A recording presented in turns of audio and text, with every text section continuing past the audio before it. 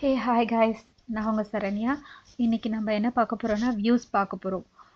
First of all, what is view? வியூன்னா என்னென்னாக்கா, இது வந்து ஒரு லாஜிக்கல் ரெப்ரசன்டேஷன் தான். அதாவது டேபிள் இருக்கும் ஆனால் இருக்காது, அது மாதிரி தான். இது வந்து ஒரு logical representation of a table சொல்லிட்டு சொல்லலாம். இதில் நம்ம வியூ யூஸ் பண்ணி என்ன பண்ணலாம்னாக்கா, ரிஸ்ட்ரிக்ட் பண்ணலாம். ஃபஸ்ட்டு பாயிண்ட் என்னக்கா, இது வந்து logical representation of table. Next வந்து இது வந்து ரெஸ்ட்ரிக்ட் தி டேட்டா ஆக்சஸ். ஆக்சுவலாக இப்போ வந்து நம்ம வந்து ஒரு சோர்ஸ் டீமோ இல்லை நம்ம வந்து யூசர், இப்போ நம்ம வந்து நம்ம டேபிளில் இருக்கிற டேட்டாவை யாரெல்லாம் வந்து எந்தெந்த காலம்ஸ் வியூ பண்ணணும், எந்தெந்த காலம்ஸ் வியூ பண்ணக்கூடாதுன்றதை நம்ம ரெஸ்ட்ரிக்ட் பண்ணுறதுக்கு வியூ வந்து ரொம்பவே யூஸ்ஃபுல் ஆகும்.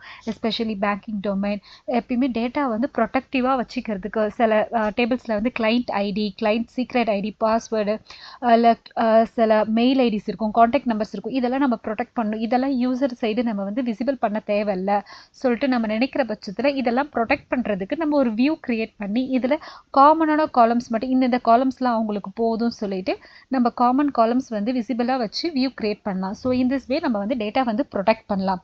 இன்னொன்று என்னென்னாக்கா, இதில் எந்த வித ஃபிசிக்கல் டேட்டாவுமே இருக்காது. It just fetch and display. இது வந்து நம்ம ஒரு தடவை வியூ பண்ணும்போது இது டேபிள்லேருந்து டேட்டாவை ஃபெச் பண்ணி எடுத்துகிட்டு வந்து நமக்கு கொடுக்கும், அவ்வளோதான். தவிர இதில் வந்து ஃபிசிக்கலாக டேட்டா இருக்குமானா டேட்டா இருக்காது, ஃபிசிக்கலாக டேபிளும் இருக்காது. இது வந்து எஸ்கியூஎல் நம்ம போடுற கொரியை வந்து இது சேவ் பண்ணி வச்சுருக்கோம். ஒரு தடவையும் நம்ம அந்த வியூவை ரன் பண்ணும்போது அது டைரெக்டாக டேபிளில் போயிட்டு டேட்டாவை ஃபெச் பண்ணி நமக்கு எடுத்துகிட்டு வந்து கொடுக்கும். அதுதான் வியூ. எனக்கு தெரிஞ்ச வியூன்னா இப்போ உங்களுக்கு கிளியராக புரிஞ்சிருக்கும். இப்போ வந்து நம்ம வந்து ஒரு வியூ வந்து எப்படி க்ரியேட் பண்ணி ரியல் டைமாக எப்படின்னு சொல்லிட்டு நம்ம ஃபுல்லாக பார்க்கலாம். இப்போது நான் டேபிள் இப்போ ரீசெண்டாக க்ரியேட் பண்ணேன். ஓகே, இஎம்பி டேபிளில் இப்போ டேட்டா இருக்குது. இப்போ நம்ம இஎம்பி டேபிளுக்கே வந்து ஒரு வியூ வந்து சிம்பிள் வியூ வந்து க்ரியேட் பண்ணுவோம்.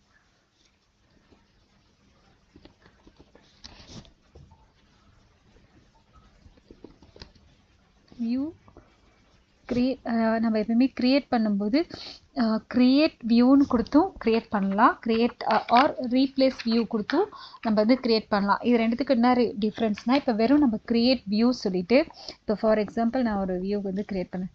க்ரியேட் வியூ நேம் வந்து நான் இஎம்பின்னு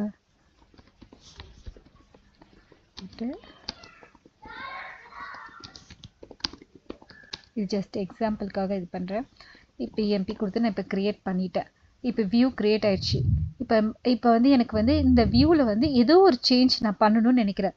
ஸோ என்னால் வந்து வியூஸில் வந்து டிடிஎல் ஒர்க் ஆகுமானா ஒர்க் ஆகாது. ஸோ நான் மறுபடியும் வியூ வந்து ரீக்ரியேட் தான் பண்ணணும். அதுதான் ஒரே ஆப்ஷன். டிடிஎல் வந்து வியூவில் ஒர்க் ஆகாது. ஸோ இப்போ நான் மறுபடியும் அதை இது பண்ணனாக்கா, name is already used by an existing object வருது. ஸோ நம்ம க்ரியேட் பண்ண முடியாது. நம்ம வேறு நேம் கொடுத்தும் நம்ம பண்ணக்கூடாது. ஏன்னா நமக்கு வந்து எப்பயுமே ஒரு வியூவோ ஒரு டேபிளோ நம்ம க்ரியேட் பண்ணுறோன்னா நமக்கு வந்து யூசர்ஸ் நமக்கு வந்து டீமில் வந்து கொடுத்துருவாங்க, அந்த வியூ நேம் எப்படி இருக்கும் எல்லாமே கொடுத்துருவாங்க. ஸோ இப்போ நம்ம வந்து ட்ராப் பண்ணிட்டு தான் வந்து க்ரியேட் பண்ணுற மாதிரி இருக்கும்.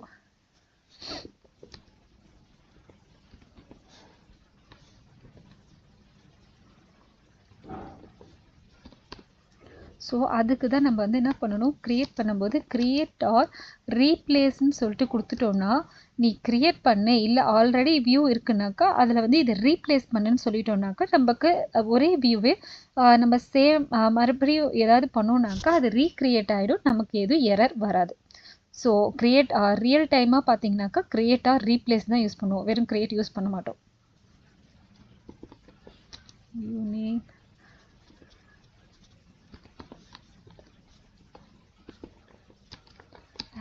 இப்போ வந்து நம்ம வந்து கொரி கொடுத்துக்கலாம். நம்ம வந்து எந்தெந்த காலம்ஸ் வந்து யூசருக்கு டிஸ்பிளே பண்ண போகிறோம். இப்போது எனக்கு வந்து எல்லா காலம்ஸ் எப்பவுமே செலக்ட் ஸ்டார் ஃப்ரம் கொடுத்தீங்கன்னாக்கா என்ன நடக்கும்னாக்கா, இப்போ நான் செலக்ட் ஸ்டார் ஃப்ரம் சொல்லிட்டு இஎம்பி கொடுத்துட்டேன்னா இப்போ வந்து டிபார்ட்மெண்ட் ஐடி வரைக்கும் தான் இருக்குது. நான் ஃப்யூச்சரில் வந்து எனக்கு ரெக்குயர்மெண்ட் வருது 2 more காலம்ஸ் வந்து எக்ஸ்ட்ரா ஆட் பண்ண சொல்லி அந்த 2 ஆட் பண்ணுற 2 காலம்ஸுமே வந்து ரொம்பவே வந்து ரொம்பவே வந்து ஒரு பாஸ்வேர்ட் காலம் ரொம்பவே ப்ரொடெக்டிவான காலம்ஸ் வச்சுக்கோங்க. அப்போ அந்த காலம்ஸ் நான் க்ரியேட் பண்ண உடனே வியூ என்ன பண்ணும், அது வந்து டேபிள்லேருந்து டேட்டா ஃபெச் பண்ணுது. செலக்ட் ஸ்டார் ஃப்ரம் அது ஆட்டோமேட்டிக்காக என்ன பண்ணிடும், என்னென்ன காலம்ஸ் இருக்குதோ எல்லாத்தையுமே வந்து நம்மளோட பர்மிஷன் இல்லாமலே எல்லாத்தையுமே வந்து விசிபிள் பண்ணி விட்டுரும்.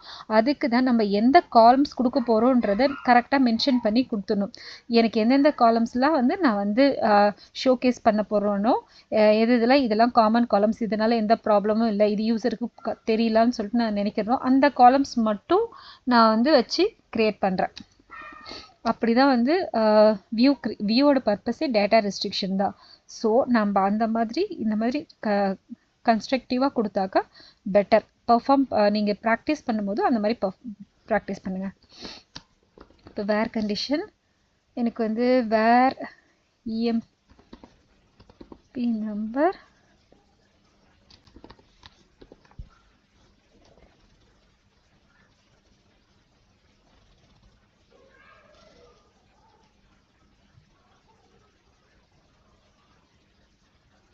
இதில் எம்ப்ளாயி நம்பர்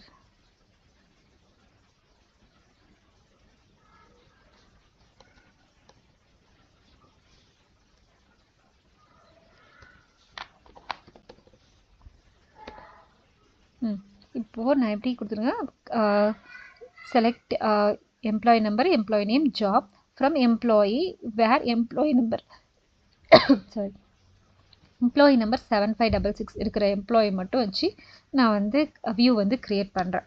இப்போ வியூ க்ரியேட் ஆகிடுச்சு. இப்போது நான் வந்து இது செலக்டில் இந்த காலம் இது கொடுத்துருக்கேன், இந்த வேர் கண்டிஷன் கொடுத்துருக்கேன். இப்போ நான் மறுபடியும் வந்து எனக்கு இந்த எம்ப்ளாயி பற்றின டீட்டெயில்ஸ் எல்லாம் வேணும்னாக்கா நான் மறுபடியும் போயிட்டு நான் வந்து ஃபுல் கொரி இது பண்ணணும்னு அவசியம் இல்லை. So select star from just view name கொடுத்தனாலே போதும். வியூன்னு கொடுத்துட்டாலே அந்த பர்டிகுலர் இந்த எம்ப்ளாயி ஐடியில் யார் இருக்காங்களோ இங்கே வந்து சேவ் ஆகிடும். ஃப்யூச்சரில் இந்த எம்ப்ளாயீஸ்க்கு என்ன மாதிரியான இது ஆட் ஆனாலும், சப்போஸ் அவங்க ஜாப் சேஞ்ச் ஆனாலும் என்ன ஆனாலும் இதில் நமக்கு இந்த வியூவில் வந்து விசிபிள் ஆகும். ஸோ இதுதான் வியூ. இப்போ வந்து இதுதான் வந்து என்ன சொல்லுவாங்கன்னா, இப்போ வந்து நான் வந்து செலக்ட் ஸ்டார் ஃப்ரம் வெறும் வியூ நேம் கொடுத்து இதை நான் வியூ பண்ணிட்டேன். இந்த வியூவில் இப்போ என்ன ஸ்டோர் ஆயிருக்குன்னா இந்த கொரி வந்து சேவ் ஆயிருக்கும். ஸோ இதில் வந்து இந்த டேபிள் சேவாக இருக்காது, ஜஸ்ட் இந்த கொரி மட்டும் சேவாக இருக்கும். ஒரு தடவையும் நான் அந்த வியூவை ரன் பண்ணும்போது இது ரியல் டைமாக போயிட்டு டேபிளில் போயிட்டு டேட்டாவை ஃபெச் பண்ணி நமக்கு எடுத்துகிட்டு வந்து கொடுக்கும். இந்த இவ்வளோ பெருசாக நம்ம கொரி எழுதாமல் ஷார்ட்டாக இது பண்ணுறதுனால இதோட காம்ப்ளெக்சிட்டி வியூ வந்து காம்ப்ளெக்சிட்டியை வந்து ரெடியூஸ் பண்ணுதுன்னு சொல்லுவாங்க. இப்போது இதில் நான் வந்து எத்தனை டேபிள் யூஸ் பண்ணிக்கிறேன்னா ஒரே ஒரு டேபிள் தான் யூஸ் பண்ணிக்கிறேன். ஸோ இது வந்து சிம்பிள் வியூ சொல்லுவாங்க.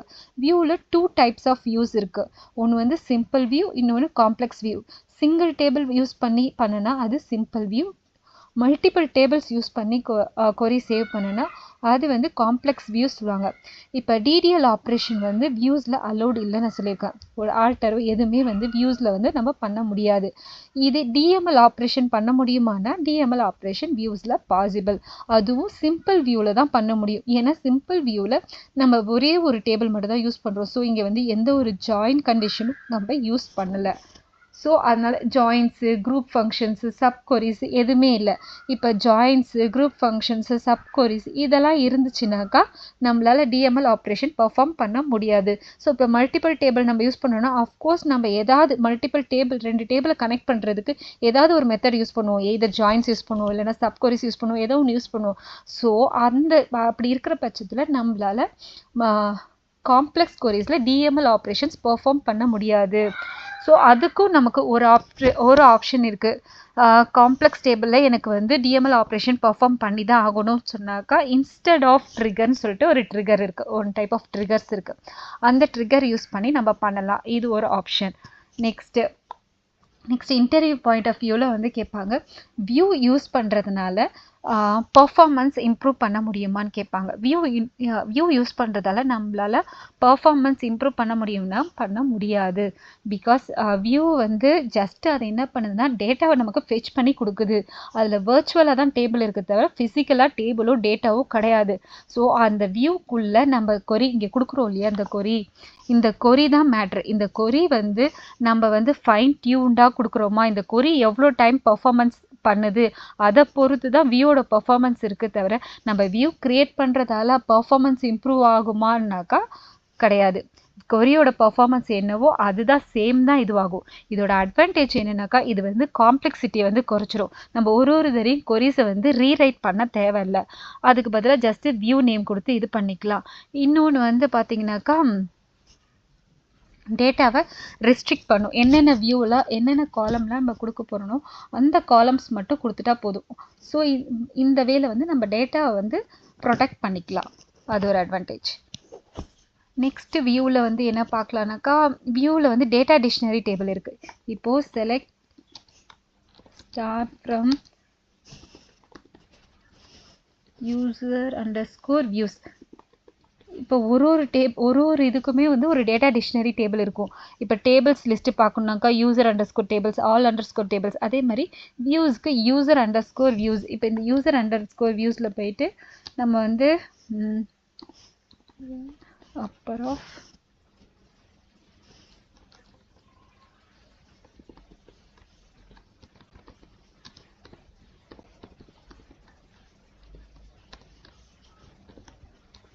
நம்மளோட வியூ நேம் கொடுத்தாக்கா இது வந்து இது சேவ் ஆயிருக்கும்.